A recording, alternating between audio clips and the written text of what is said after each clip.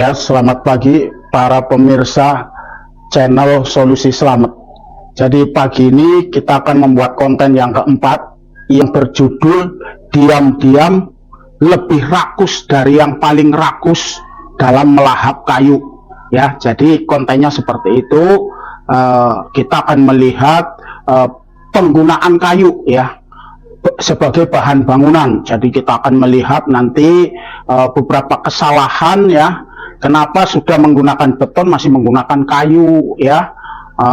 Kemudian contoh-contoh penggunaan kayu yang lain untuk pintu ya, untuk dinding, untuk rangka atap ya, untuk ya macam-macam lagi ya. Itu. Jadi kita akan berangkat untuk melihat itu semua ya. Penggunaan kayu yang paling banyak sebagai bahan bangunan ya. Jadi seperti itu kita. Mari langsung saja kita berangkat ke lokasi ya. Let's go ya, berangkat.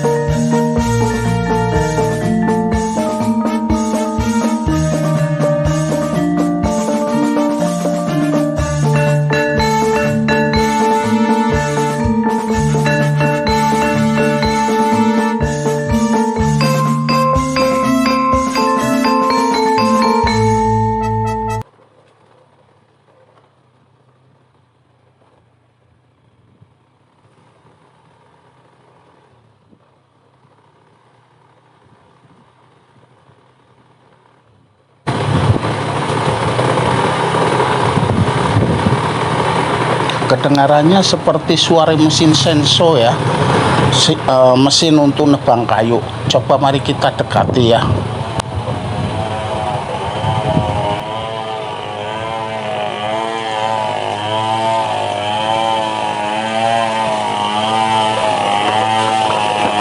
Oh iya, itu benar mesin senso itu ya. Mesin merek Style ya.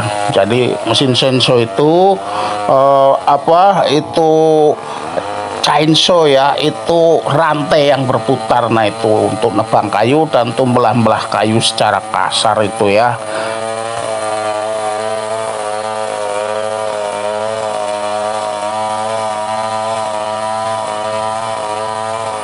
Nah sekarang mari kita pergi mencari mesin benso ya, yakni mesin pembelah kayu bulat ya. Mari kita pergi.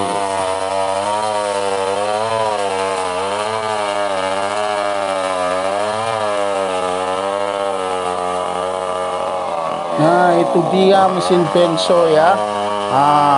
Mari kita tekan. Ini saya sedang di tempat pembelahan kayu ya, untuk perkakas rumah tangga maupun untuk bahan bangunan ya. Nah ini mesin gergajinya ya, seperti itu ya. Kebetulan ini sedang tidak beroperasi hari Sabtu, jadi karyawannya pada pre ya.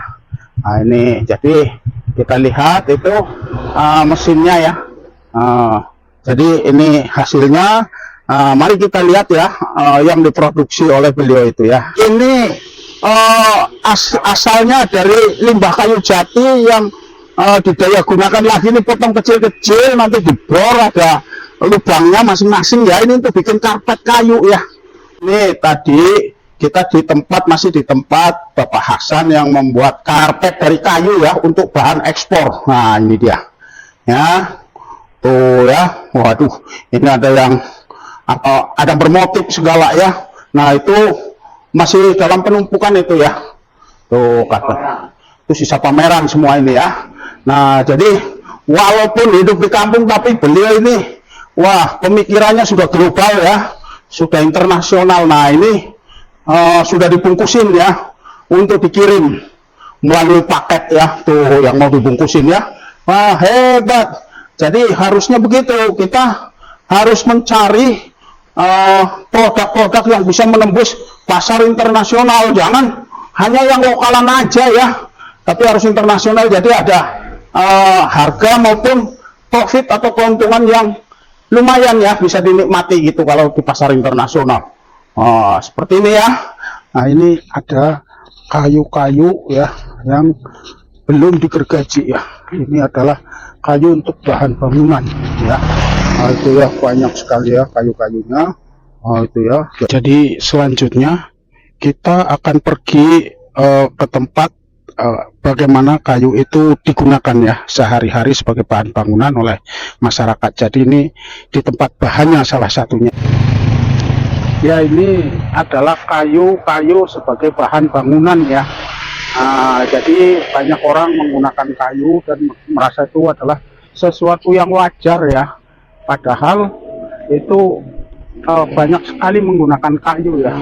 Nah, itu dia ya. Jadi itu berupa papan dan berupa balok ya. Nah, itu dia ya. Ya, kita lanjutkan lagi untuk pemakaian kayu yang lain ya. Pemirsa, ini ya contoh pemakaian kayu yang tidak benar ya. Nah, jadi ini di atas tembok, di mana temboknya ada ring beton ya, itu masih ada kayu yang diletakkan di atas ring beton ya. Itu dia ya. Jadi di bawah usuk tuh ya, kayu 812 ya. Harusnya sudah tidak perlu lagi ya. Jadi inilah yang namanya pemborosan. Di atas balok itu, di atas balok beton masih ada ya, masih dipasang balok kayu ya, balok kayu yang tebal 812. Nah, itu contoh ya. Ya, inilah contohnya kayu yang digunakan sebagai pintu rumah ya. Banyak digunakan di desa-desa maupun di kota ya. Jadi ini juga jendela ya, masih menggunakan kayu ya. Nah, contoh itu ya. Nah, itu merasa wajar saja mereka menggunakan kayu, padahal kayu semakin langka ya. Jadi seharusnya ini semua sudah harus diganti menggunakan bahan lain selain kayu. Yang paling murah barangkali plastik ya, untuk penggunaan kayak seperti ini, pintu, jendela ya, begitu. Pusingnya pakai kayu jati ya. Jadi inilah penggunaan kayu yang banyak di masyarakat ya.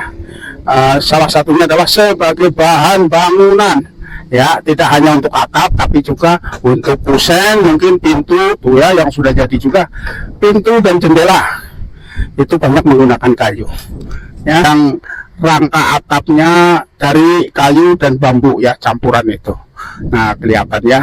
Jadi umumnya di desa-desa ya begini, menggunakan kayu dan bambu. Jadi ya ada satu dua yang sudah menggunakan baja ringan ya. Tapi belum banyak, tidak seperti di kota-kota, kebanyakan pakai baja ringan dan tidak menggunakan kayu. Seperti menggunakan baja ringan itu lebih sehat, lebih jenis, karena binatang kayak tikus jalan ataupun lewat ya, atau hilir mudik di balik atap ya. Tapi kalau pakai kayu gini itu suka binatang kayak tikus itu masih bisa merambat ke sana kemari ya, karena kukunya bisa mencekram gitu. Nah, mari kita lihat pada bagian belakangnya ya. Di belakang sini banyak bambunya ya, malah bambu semua tuh rapet ya. Usuk namanya, itu usuk itu rapet dari bambu ya. Nah itu kalau sela-selanya usuk itu yang suka untuk lewat tikus ya. Itu oke, terima kasih ya.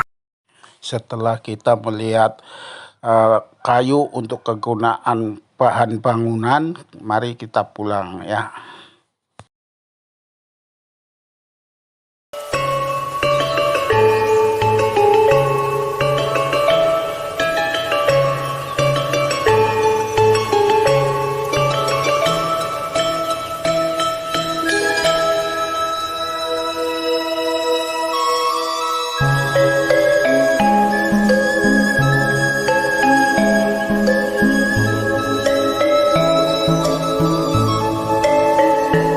Sore para pemirsa channel Solusi Selamat, tadi kita sudah melihat ya bagaimana kayu digunakan sebagai bahan bangunan ya.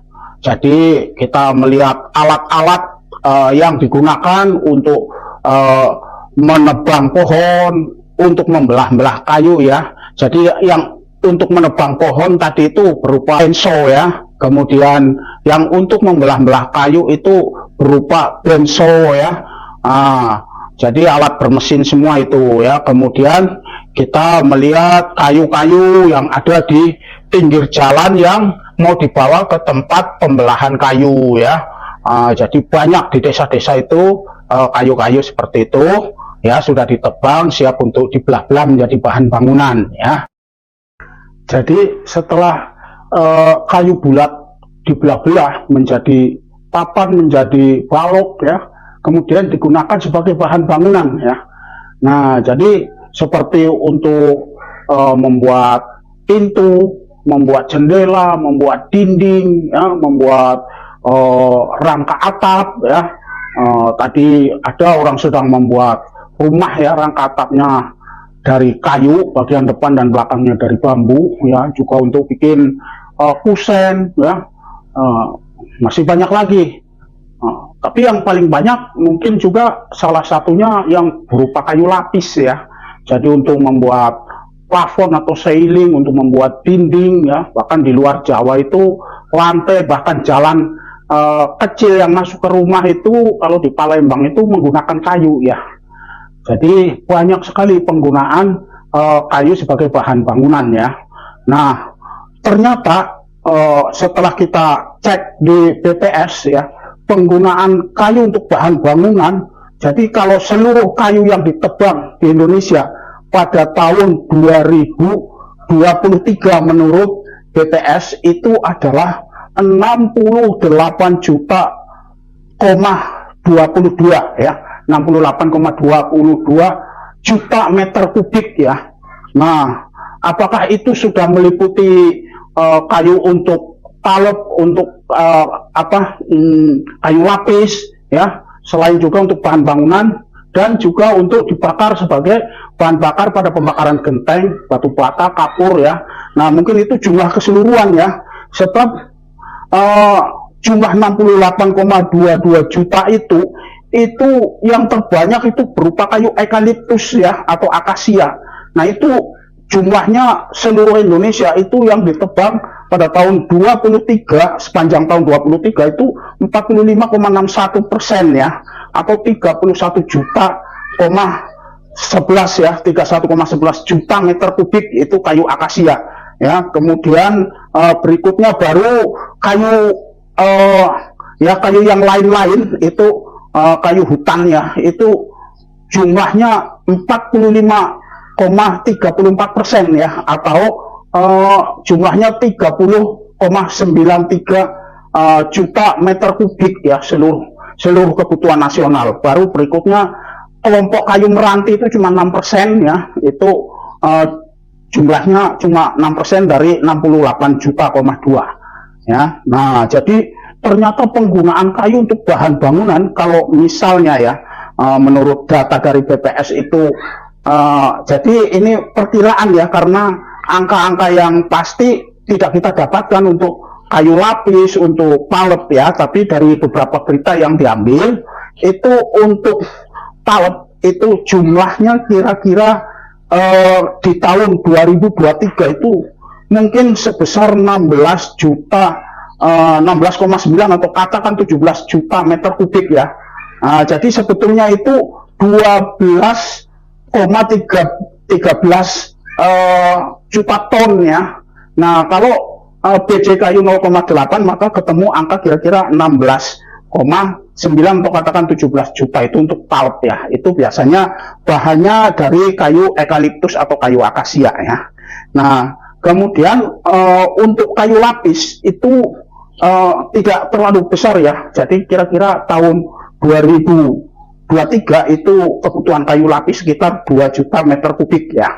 Nah, jadi kebutuhan kemarin yang sudah kita hitung untuk bahan bakar pembakaran genteng, kapur, batu bata itu sekitar 16 juta meter kubik itu adalah untuk tahun 24. Nah, kalau 23 ya katakan kurangi aja 10% ya. Jadi kira-kira itu ya tinggal 14,4 juta meter kubik ya untuk itu.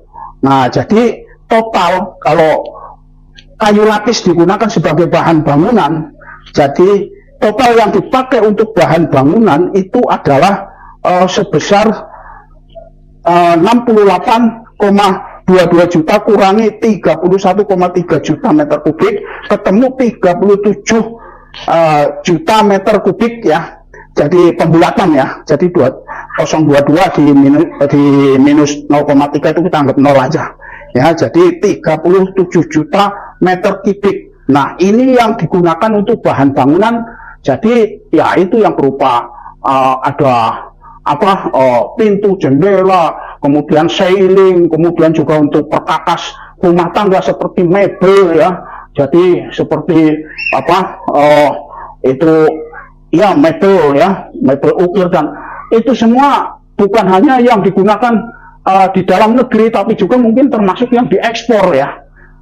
Jadi yang diekspor berupa mebel ukiran dari Jepara, atau seperti tadi yang ada di Selamerta ya, yang membuat tikar ataupun membuat penutup ya. Jadi tikar untuk di lantai dan penutup jok mobil, penutup ini meja ya, yang dari kayu jati tadi, yang jadi itu kan bahan ekspor. Nah, jadi total 68,22 juta itu meliputi semuanya ya.